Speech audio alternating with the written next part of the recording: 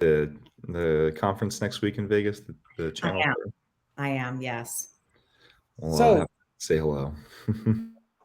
good morning, good afternoon, good evening, wherever you are around the globe. Welcome to second day and to our roundtable with the sponsors of the Evolving Channel Summit. So, I hope you all had a great day yesterday with all the sessions packed with nuggets of gold and insights and real life experience from our experts. And as you might have experienced, there was a lot of great interaction during the networking session, lots of questions and interactions also with the speaker roundtable at the end of the day, moderated by Jeremy Cox. So hopefully you had the chance to really capture some great insight. We're now going into the next part, having with me here on stage representatives of the sponsors of this event. And I'd like to invite them for joining me in a discussion with a couple of questions. And also I'd like you as participants, I'd like to ask you for posting and submitting your questions in the chat box. Our moderator in the backstage area will bring them up as we proceed through the roundtable. So let's do a quick round of who is on the stage with me on the panel, starting with Autumn Grimm, co-founder and chief revenue officer from PartnerTap. John Guido, CEO of P2P Global, and Chris Samila, vice president partnerships of Crossbeam. By the way, I love those titles. They've got vice president of partnerships, really indicating the value of partnerships and what's related to this. But most I like the title of Autumn, Chief Revenue Officer. Money doesn't have a tag today. It's really about making the business and not hiding the nature of the business behind a title like Chief Operations Officer or something similar. I'm really wondering, and maybe some comments from my panelists, have you ever met someone with already ecosystem in their title? Absolutely. Yes. And you know, for years now, actually, right? It's been around. Instead of channel leaders, it's ecosystem leaders. I think it's become pretty commonplace. Don't you guys think? Agreed. Yeah. Our customers, that's the customer that we serve. Pretty much everyone on this call. Yeah. Perfect. So we also here in Europe seeing people getting more and more visibility with ecosystems in their title. So looking really forward to getting more of this in the near future. Before really jumping into our discussion, I'd like to ask everyone here on the panel with me to give us in 2-3 sentences who you are and what inspires you to run your business in that highly emerging and highly potential business of partnering in ecosystems. Let's start with Autumn.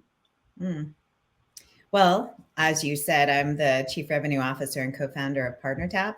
And what we essentially are here to do is unlock $1 trillion in revenue for ecosystems.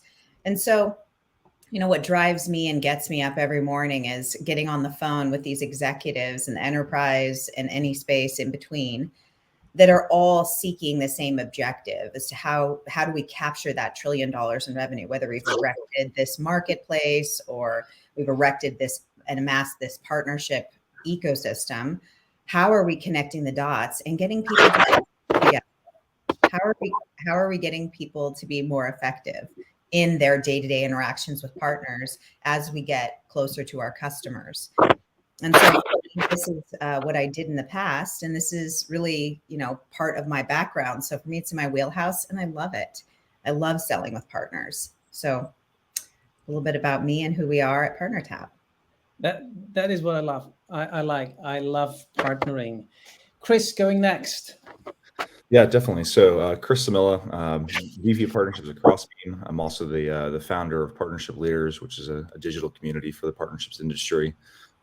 So spent pretty much my entire career in SaaS partnerships for the most part. I started off early on outside of the SaaS world, but spent almost all my time in the especially tech partner to tech partner kind of partnering landscape. So feel very fortunate to be part of Crossbeam and obviously the journey we're on. It's we're among a number of companies that are sort of a newer set of tooling that's emerging to help companies do better partnering, free the data to be able to fuel all the really interesting ways to help like build ecosystems. So yeah, I mean, I think we're at a really interesting time where it seems like across the board, companies are investing more in partnerships. They're being recognized for the impact they're making. Teams are growing at a massive rate. I've never seen so many jobs open right now for partnerships like we have in the market. So it's just an exciting time for everybody here. That's good to hear. Thank you, Chris, for that quick intro. John. Yeah, John Guido. So been fortunate to start a company all around partnering, and it's truly about bringing some level of efficiency to how folks partner. Partnering's been going on forever, right? We could call it ecosystems, partnering, collaboration. I think collaboration is a real big word there. Is bringing some level of efficiency for collaboration is what we do. And I wake up every day and I learn new use cases for collaboration. So our members are giving us use cases and telling us how could they use the platform. Because in the end, our platform, P2P Global, is just a tool to be used to bring some level of efficiency around collaborating. How you use that is really the key. So I love it because we're learning every day. And also, let me give a compliment to the conference. This has been really an eye-opener for me. I think it's great because you're bringing folks together that are not just talking about trends and directions, but you're bringing people together that actually are working in the field, working with the channel partners, working with vendors and suppliers and ISVs, and bringing those partnerships together. So it's been a great conference. Thank you. Thank you, John. And I think you brought it to the point. It's the rich set of experience. But what I personally liked on that specific event is usually we're all in technology industry. We're working with technologies, with products. We've got different backgrounds. Looking into your LinkedIn profiles, everyone has very closeness or even worked with one of the big vendors everyone knows around the globe.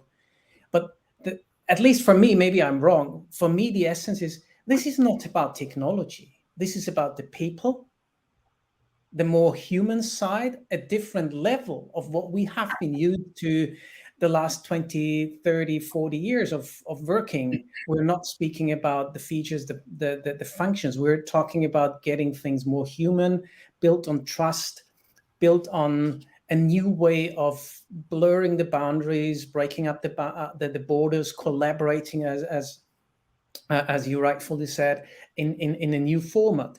So let's get started. And the first question for Autumn.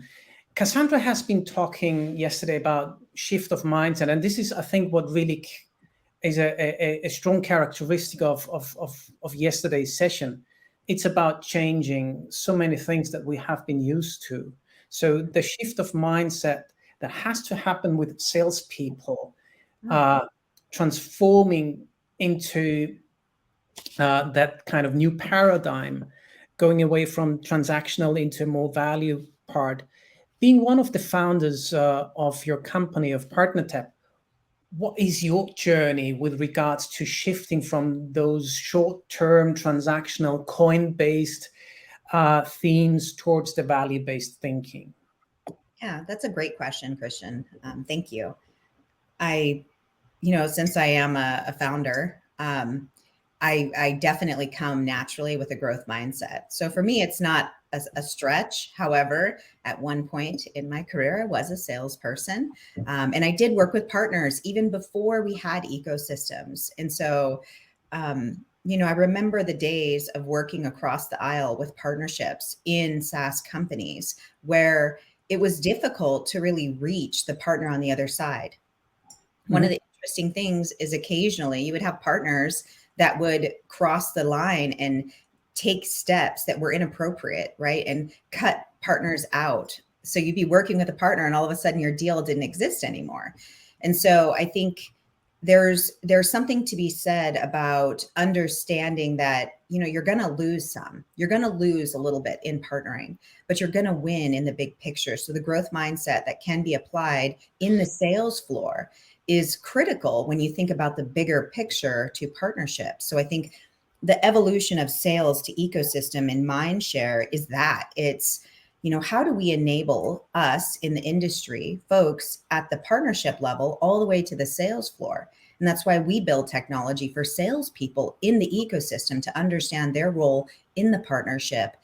How can we help them to be better partner agents and custodians of the larger relationships at play? They're going to win some, they're going to lose some. However, long term, they're going to win more in the bigger picture when they work with partners. Yeah.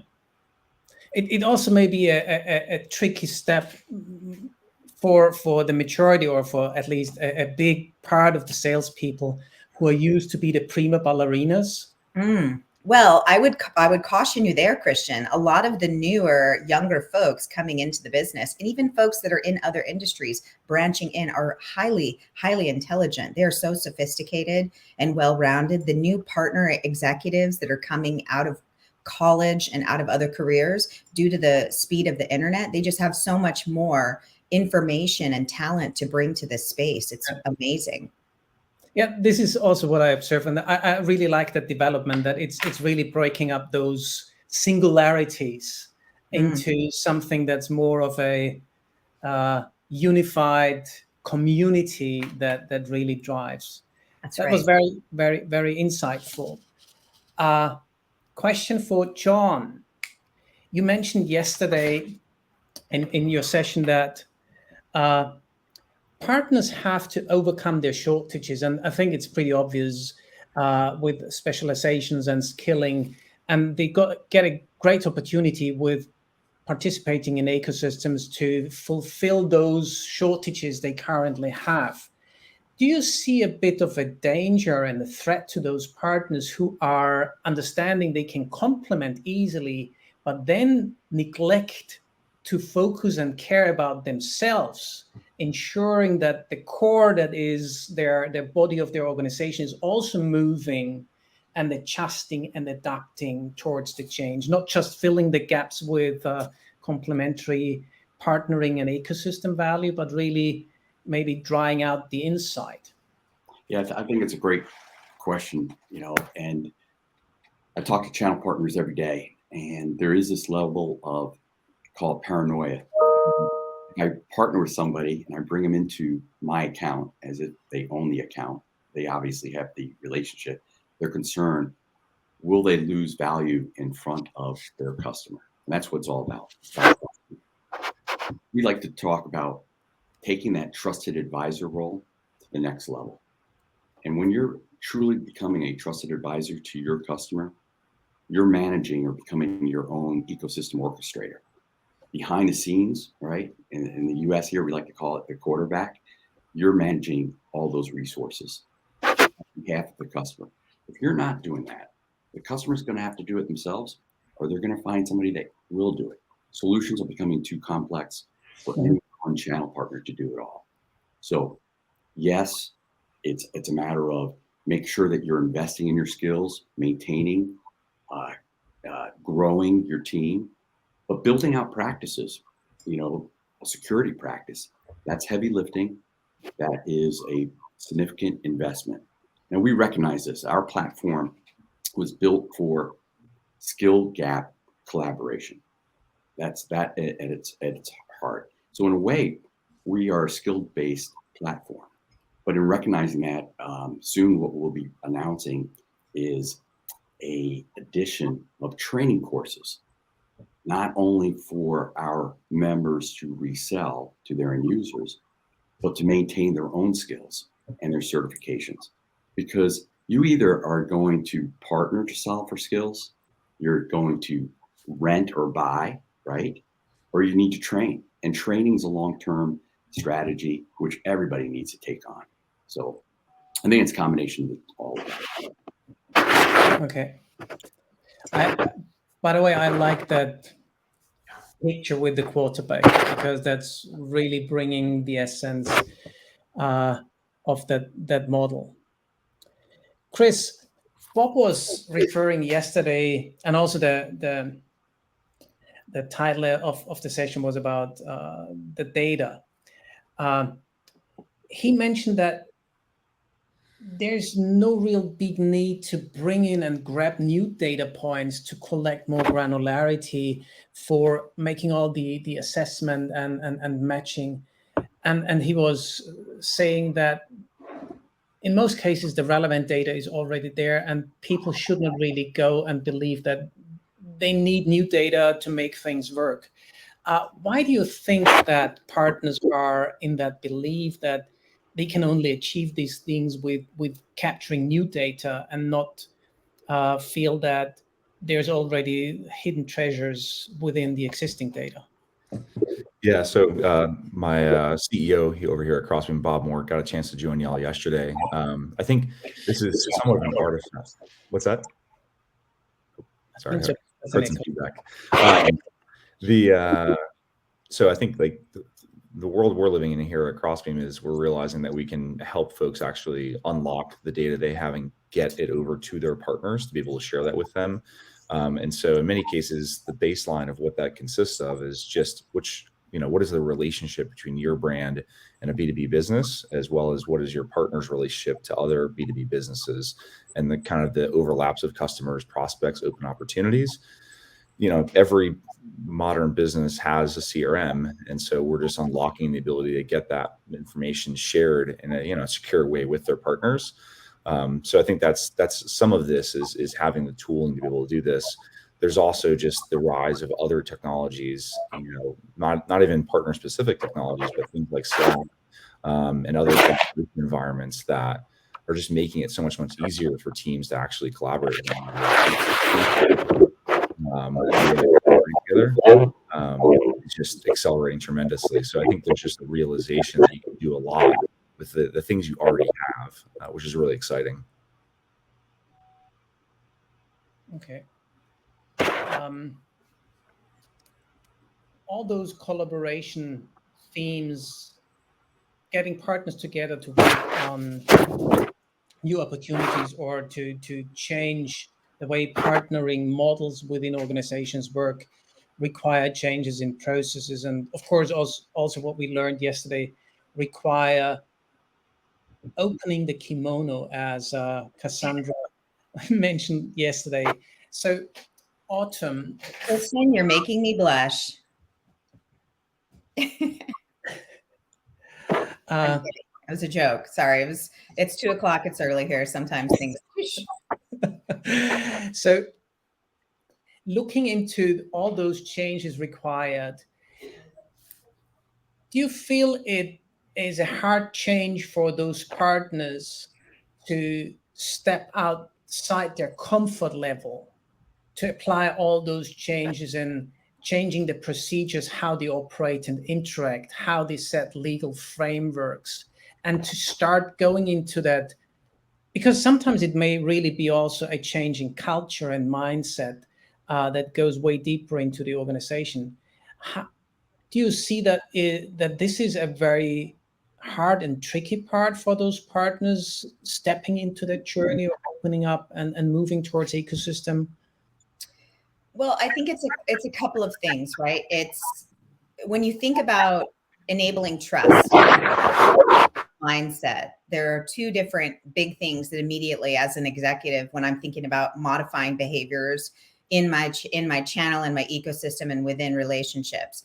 Number one, with respect to being coin operated, I think compensation can directly impact behaviors. So changing compensation so that it enables a little more freedom amongst partnerships, that's a critical factor. And you're not going to really get that to change overnight, but you're certainly going to remove barriers and obstacles. If you have unfriendly compensation structures, those things have to be addressed for people to open a kimono, because it's amazing once you put proper compensation structure in place, how quickly behavior will shift to go after the brass ring. The other thing that I think people, enables trust is how good is the data that you're looking at. And so when we think about good data, we think about, kind of to Chris's point, bringing in lots of different sources of information, lots of different sources of data. So it's the entire CRM, everything. It's all of the data that comes from different propensity tools, different tooling, bringing all that data in and having a platform that can sift through garbage and pull up the best information so that as an executive, you're really making the best informed decisions. So I've got my reps properly compensated, driving towards the number, and I've got my partners equally compensated, and then I have the right information at my fingertips. All of a sudden, that trust factor becomes a little bit easier. It becomes a little bit more simple to trust what I'm looking at and how my reps are behaving, because I can see it happening in front of me. Do you have any advice for our participants how to trigger that change of behavior at the top level? Because change of compensation, change of rules to measure things, it requires different KPIs. It requires, of course, someone to give the final top level approval for, yeah, we changed the compensation system. And what would be your take and your advice to our participants how to get best in a very effective position to get that started? Use PartnerTap. So taking PartnerTap as a tool to expose the benefit towards the top C-level people within the organization so they understand how to change things. It was a little tongue in cheek. However, what I would say is KPIs are critical, right? So I think the dialogue is happening in the executive C-suite as we speak, because I'm having conversations with a lot of companies that are these big companies and executives, and this is a subject that's very important. Look, COVID, the war, these things are making companies look at their bottom and top line growth, and they're examining partnerships. And companies that already have very, very advanced partnerships in place, they can leverage these and grow, or they can have laggard growth. And that's a real discussion point for executives. This isn't something that we're evangelizing. There's a reason why Chris, John, and I are all here, because this is an important piece of information that executives, they don't really have the right answers to right now. And so it's up to us to help them understand. And look, it's a huge market. It's a huge market. That's why there are so many companies popping up. And there are so many executives in our roles that are seeing success and so much growth in our industry. Very, very valid point, Autumn. And of course, having been with a big global software company, I've seen money drives behavior, and and by that really seen that, or being part of the transformation of that company from selling boxes into selling solutions, and really going for getting closer towards customers. Mm-hmm. Something that I would be very interested in from John, as you built the company, how were you already at that time leveraging ecosystems, or the kind of what was available around ecosystems and P2P, partner to partner, to build that organization that you're currently running? And would you say that any organization that is looking for such a transformation requires a piece of that ecosystem, P2P thinking as part of their DNA? You're on mute, John. Great way to phrase that relative to, it's in your DNA. This concept of no one company can do it all. It's no one individual can do it all either. And as a founder of a company, I'm looking at being very focused on what we can do and what we should do. And in the end, we're a software company. We deliver a platform that was born in the channel. It's very solution provider centric. And it's very easy for us to get pulled in to consulting engagements, as an example, to help partners transform themselves. Well, that's not our focus. We're a software company. So for us, I need to build alliances. I need to build alliances with consultants that work with channel partners and help them transform. And part of leadership skills is how to leverage a ecosystem. Well, it's not that I don't enjoy those conversations and love to engage in the dialogue with our members and alike, but we're not a consulting company. Likewise, I'm not a marketing agency. Do we highlight our members' capabilities and try to represent them? Absolutely. But I need a third-party marketing agency to really work with my members to have them represented appropriately. And oh, by the way, I outsource software development, right? I want to build alliances with some of the panel members here because we have so many adjacencies. We're all trying to solve kind of the same problem, bringing efficiency, more collaboration and alike. So for me, I'm trying to stay in my lane in a way, just because I want it to be extremely efficient. But I'm learning a lot. And I think there's more and more use cases that are coming out. As an example for us, data insights on our profiles of our members, who needs what skill fulfilled when, is very interesting. The more data we collect, what are we doing with that data? And we haven't taken that corner yet and turned it and saying, how do we leverage the data insights from our platform usage and turn that back into a value proposition for our members? And I'll probably outsource that, and working with some other folks. So to me, I'm pretty purist, saying we need to make sure I'm focused in on the development of the platform, bringing out new and fresh enhancements, and then work with others saying how they're going to leverage that platform. Question in addition, what are you seeing of those of your customers adopting your platform? And the question is open for Autumn and Chris as well. What are you seeing as result of the adoption of the platform? How long does it take for your customers utilizing the platform? How long does it take to really show the first success samples and tracks?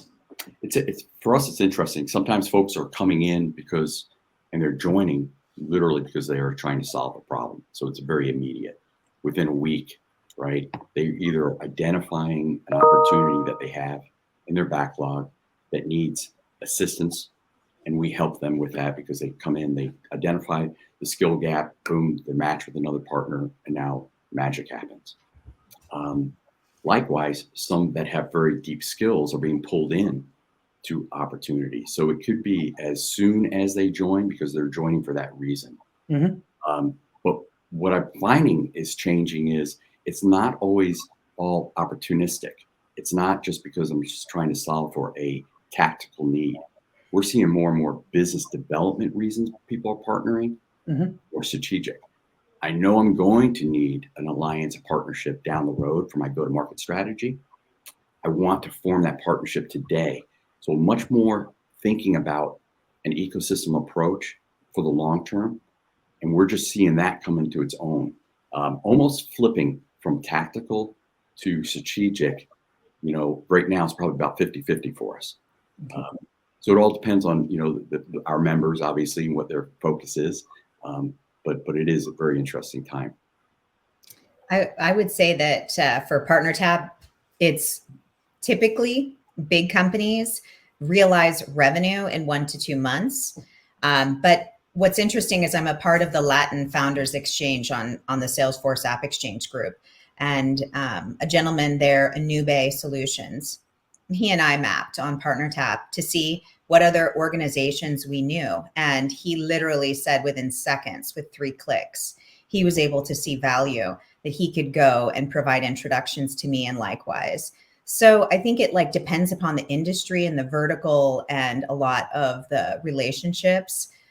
Look, people aren't looking at low-hanging fruit. And so you're able to quickly find and identify low-hanging fruit if you look at technology that brings it to the table. Even to John's point, people aren't looking at the data that he surfaces and the information that he brings to the table. And so, it's it's that kind of like place that I think all of us on this call know is out there. There's a reason why we do the maniacal, like manual tasks that drive value in the old world, right? Mm-hmm. It's because results happen. And so we're applying technology to it. And so the results come faster and they come for more money and they come, easier.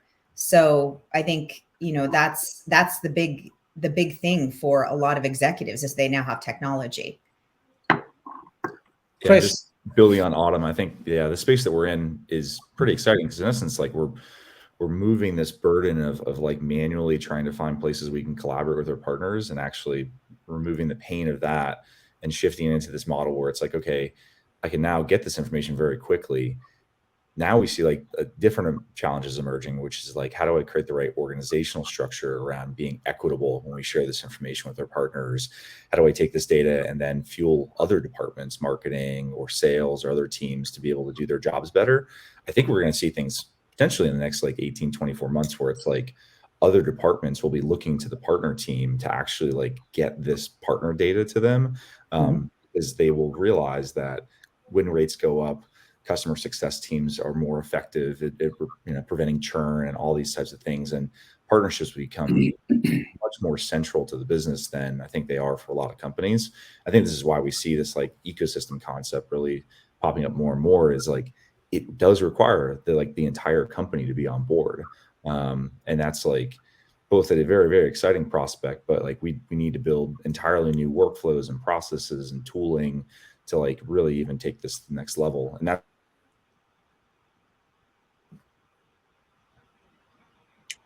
this is happening. This is like a wave of innovation, and then the wave of like how businesses think about actually how they go to market, and partners are really core to that. So basically, taking the essence of your comments, you agree that it's a very short time that is being taken running through being successful. So within less than a year, or even let's say roughly half a year, companies can definitely show and get value out of embarking on such a journey, no matter which tool they set. But it can be from instant, as John said, if there's a specific occasion, into going very quickly into demonstrating the success. Usually the executives want to see before going and approving the kind of stronger attachment to such activities. One thing, and you mentioned an interesting term, Chris, customer success management. Would you feel that there's a couple of prerequisites that would be great to have in place that are helping organizations to step into that direction faster? Or is there a kind of, it doesn't really matter, as long as they buy into the theme to go strategically and tactically in the direction, it doesn't really matter in terms of time it takes to make that successful? Yeah, I definitely think it's somewhat linked to like, is this coming from the CEO and the board? Is this like is ecosystems a strategic priority for the business? And then how does that trickle down into each of the departments for their role in doing this? I think what we commonly see, I suspect maybe John and Autumn see the same thing, is like the partnerships and sales connection generally is where we see a lot of collaboration take off initially, because it's a lot of partner teams are revenue driven. I think you have to have, and this is why like I somewhat believe like reporting to the CEO for the partnership team is actually, I think, incredibly valuable, because you should be actually, from a KPI perspective, promoting partner teams to help all of the other departments like marketing, customer success, sales. If you're only sitting underneath the sales organization, which is where more than 60% of the partner teams sit today, you're usually beholden to like, I need X number of leads or X number of opportunities. And so you don't get to spend as much time with, say, the customer success organization on how do I help a partner make sure that we don't have this account churn. And so I think this is an alignment of like business priorities and trickling down the right KPIs to make sure that each department's working with partner teams. Okay. Any comment from your side, Autumn? Well, is the question just I'm looking at your chat and I'm listening to questions. I think, overall, look, at the end of the day, any size of a company has to know that they're going to have results if they're selecting a technology, right? And I think, whether or not executives that are in a certain department are leveraging the knowledge and insights of partners in sales, and if everyone's working together, it depends upon the culture of the organization. And so I think so much of this boils down to like better information to making better decisions. I mean, this sounds kind of cliche, but frankly, that I think is what's driving a lot of the change that's happening for our customers and for the industry. Okay. It is playing off on your comment, it is a culture change. What I see is the principals and strong leaders that really get the idea of an ecosystem play is for competitive advantage. It's easy to say, but how they implement that and putting the organization in place, the alignment, the incentives for their team, that's where things really start happening. So, that's a culture change, and it's all about leadership, right? Yep. Thanks for the comments. I see there is a question from the audience. Lee asking, what are the key factors to consider when deciding whether or not to join an ecosystem? And I think it also gets back to the question, is it really as easy as you just explained before to outline that's why you should do that? I'll leave it to who wants to take that question first. I would just say joining an ecosystem, it's like you got to define, there's a lot of different ecosystems out there, and people have a little bit different definitions. You could join and be in an ecosystem today, right? Because you were partnering with others. That's an ecosystem. We all have different platforms that we offer. So why would you leverage a platform?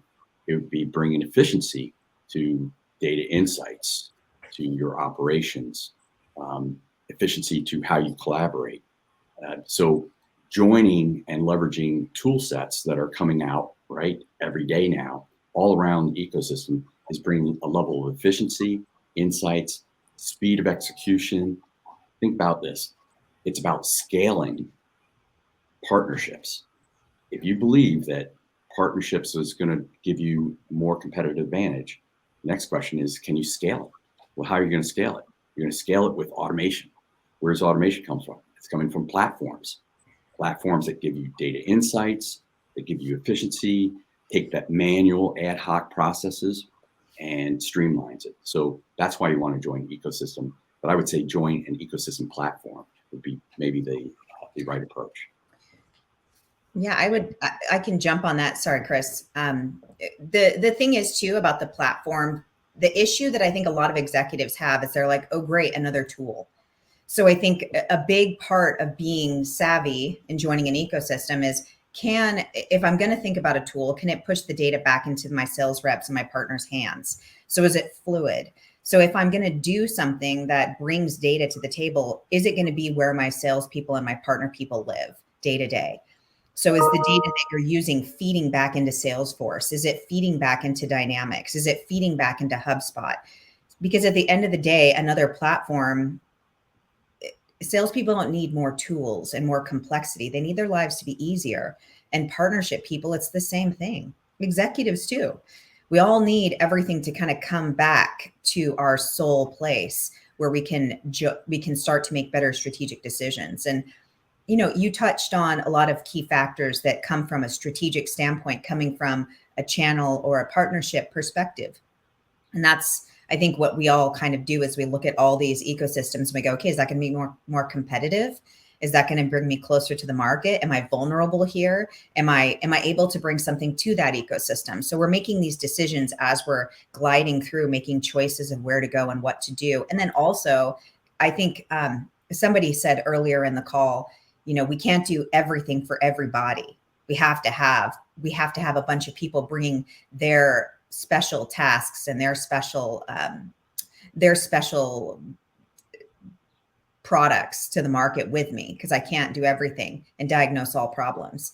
And so I think it's like, once you understand what makes the best solution for your customer, filling in those gaps with partners, and then using technology that puts all that data back into one place where your people can be effective right out of the gates. Yeah, 100% agree with what everything Autumn and John said. I think the only thing I'll add is I think it's kind of a mindset perspective for the business. So I'll give you a good example is like this like notion of like co-innovation, like if you're a technology company and you're building your product, your ecosystem approach is actually what do I build versus what do I go look to find, a technology partner to work with instead. And so like the way that you build your roadmap for your business is changing to be much more sort of ecosystem friendly because there are now APIs, there's iPaaS solutions to help with integrations, and you just see companies like changing how they're thinking about going to market, and it is an ecosystem approach. And of course, there's the go-to-market side of partners and both service and technology partners that can help you go to market. But even earlier in the life cycle of like how do you build what you're building and how do you leverage partners to do that, I think is a really exciting kind of new area of focus for a lot of companies. I hope we answered Lee's question. I hope as well. I like the comment that came up as when answering that question. I think it was Autumn who mentioned yet another tool, or I think even John was touching this. Do you think that there is still that danger that some people may say yet another tool, yet another thing for this, yet another thing for that, and by that not getting the right attention? Because Always.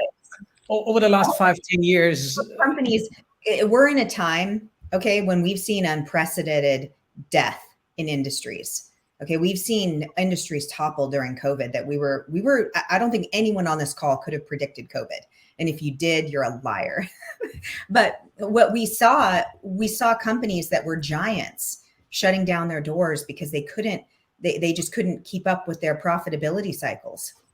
And so companies that use a technology, if they don't have a result, they're going to cut it. So, when we were working with our customers through COVID, ADP, the biggest payroll company in America, as our customer, they stayed with us because we produced real value. They kept 3 techs: Salesforce, LinkedIn, and PartnerTap. You can't stick around during a cycle in an enterprise company if your technology doesn't consistently produce revenue.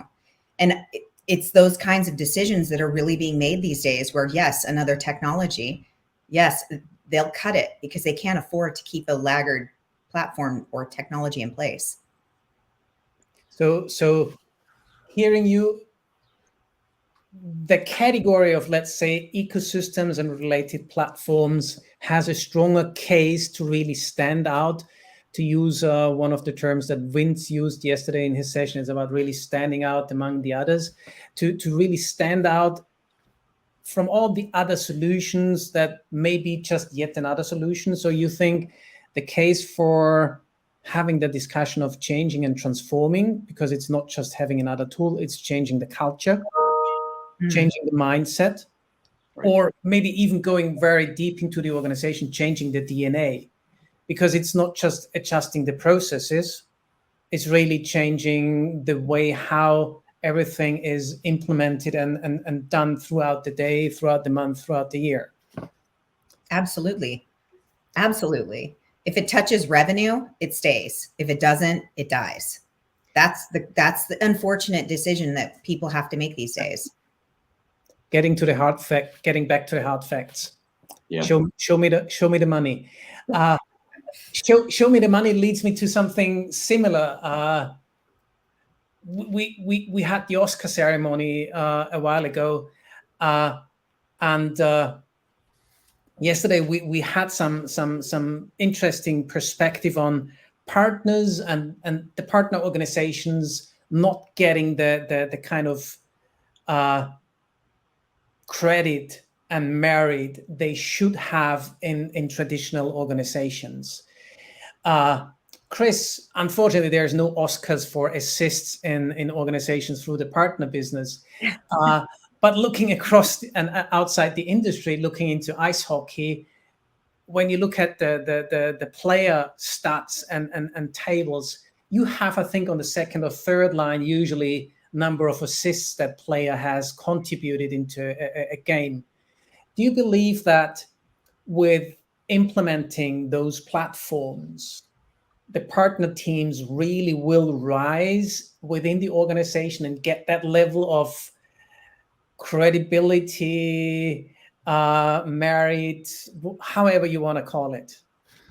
I definitely think so. I mean, the perception of what we do, partner teams, is changing. I think, 100% with what Autumn was saying is like being close to the money and being able to prove that. I think the attribution side is where I think our industry has struggled. Is it's hard in the world of especially like modern co-selling and things like that. So much of what we do is influenced revenue.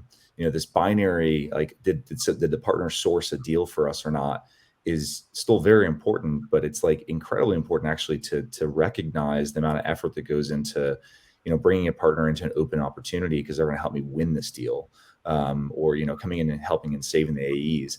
I think like the perception from sales about what the role of partnerships is changing. It's like, it's not just chugs and hugs over here in the partner land where we're hanging out and having coffee with other partners. Like we're very close to actually helping people, win deals, be able to expand accounts and being able to record all of that in a way that is easily reportable is still a huge problem. I mean, if you look at where a lot of partner teams are struggling, it's like, how do I design my CRM to actually reflect all the work we're doing from a partner attribution perspective? And there's like a litany of different perspectives on that. And it's definitely not solved.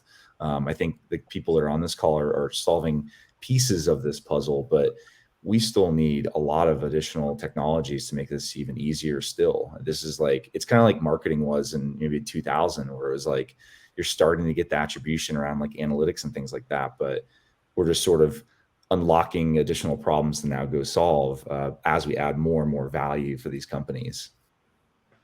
Okay. One question, because I'm not quite sure how that shift in mindset or how smooth that shift in mindset and change of culture will run within the organizations. What kind of advice would you give the participants to avoid those struggles when going for changing the culture, like the sales teams who are used to own the money versus the partner indirect teams to also be important? What kind of advice would you give them on that non-technical side to avoid those frictions? Yeah, I think this is where having a conversation with the C-suite is critical. And this is I see our turnover right now in our space for partnership executives is very, very high, because I think people are realizing that like some businesses are at the stage now where they are appreciating, this ecosystem, approach and leaning into supporting the partner teams, and sometimes they just aren't. And so you see a lot of partner people moving to different roles because life is short and you have to go work for a team that's doing this. So I think it comes down to like, is the C-suite receptive to actually building this partnership approach? Because you can't do it by yourself. Like the whole notion of, say, co-selling is really dependent upon the leadership team and the sales organization helping drive the change down through the account executives and sales team members, because the partner team can never punish the AE because they have to go and ask them for help on something probably the next day, and so this is where having covering fire from the management team above the various practitioners in the business is just table stakes for actually doing this well. So I'd say it's a conversation for orienting the company around this strategy. I would just say, companies recognizing success, it's classic 101, right? It's like success breeds success. So continue to highlight where partnering is bringing more value, and others will follow, and where there's bad behavior, where folks are not partnering and holding on and basically saying, I can do it all. And by the way, they might be able to, but they're never going to be able to scale that. Point out bad behavior. Changing culture is all about pointing the good and bad, and recognizing and rewarding. When you bring a sales guy up on stage to reward them because they delivered value, as in they made their numbers and all that good stuff, put in the context of what they did with others, right? And it'll bleed and everybody will get it. Yeah. The only thing I would add is I always prefer, when I give advice, to take a little bit less direct of going up to the top and managing down. In an organization, a culture is sometimes built from the ground up. And I think that if you have two executives, you have a partner executive and have a sales executive, encouraging them to come together and find how they're going to build something together in the spirit of a partnership, and then having results to both share to take up to the top. The C-suite's more interested in hiring people that can make results happen and help them versus somebody that comes to the C-suite and goes, hey man, we need to go tell this person what to do. They either do it or they get out. I think that type of culture and phenomena that we're seeing, especially with these folks that are coming out of college that are so much more emotionally intelligent to handle how to take what they do extraordinarily well and change the culture from within, is what's transforming the global stage. It's definitely happening in these big organizations where we have a big company that's partnered with another company. And you have companies like, Microsoft, where Satya Nadella writes an entire book about how he has to partner with companies like SAP. You can't just go and tell SAP, we're not going to partner with you, go change. You have to find a way to connect with the most difficult partners and the most difficult people that are at your level and find that common ground and make change. And that doesn't happen sometimes by being told to make change. You have to find it and build it. Absolutely. Completely agree with you. Approaching the end of our roundtable session, let's do a quick round of the famous last words in respect to the event that you would like your kind of recommendation to the audience, your thoughts that you would like our participants to take away from these 2 days. Autumn.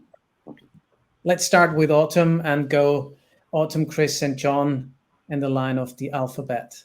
Oh gosh, I have to go first. Famous last words for me. Well, I just think that as I look at what we're doing and what we're building as executives, and we have an audience and a stage, I think it's important to, the business that we're doing is so important, bringing all these companies together and shifting millions of dollars and moving money. I think being good stewards of making the right types of decisions and setting the right example and building the right kind of companies from the inside out, making sure that you're focused on the right things. I think so many companies that are in fast growth and in fast moving stage, areas can be tilted and can be slanted to do things that are unethical or inappropriate. And, for us at PartnerTap, and I think for everyone on this panel, keeping your eyes set on the right types of decisions and ethics and morals. I think if we all kind of focus on the customer and we focus on ethics and we focus on the right things, the whole industry will follow suit and we'll build something better that will be a different breed of business for the world. We're innovators and we're building something highly, highly new. Thank you, Autumn. Chris? Yeah, I think building on what Autumn was saying, we're at a time of great change. I think some of the most successful sort of partnership leaders I'm seeing are folks that are, in essence, sharing what they're doing and learning from others. I think that's like my number one thing that I is a corollary to seeing success for partner teams, is like, how receptive are they to learning from peers in the space? And because this is changing so fast, like literally every day I'm seeing folks with really novel ways to like get their organization, as Autumn mentioned, sort of the culture change components, building that from the bottom up, as well as creating a narrative that's receptive to the C-suite around building partner programs and building ecosystems. But there's no book that you can, there's many books, but I'd say the pace at which the change is happening is something where I think peer-to-peer feedback on what everybody's doing and sort of these environments where you can learn from other folks is like essential, because this is changing so fast, and it's an incredible time to be in partnerships. So I think that's the positive end note to this is I'm glad we're doing what we're doing right now. Thank you, Chris. John? I'll just pile on. I think our world has a level of complexity because complex solutions, things are changing fast. partnering collaboration has been going on forever, but to be able to bring some level of efficiency to it, because that's going to bring more competitive advantage in a complex solutions when you're trying to deliver those to the customers.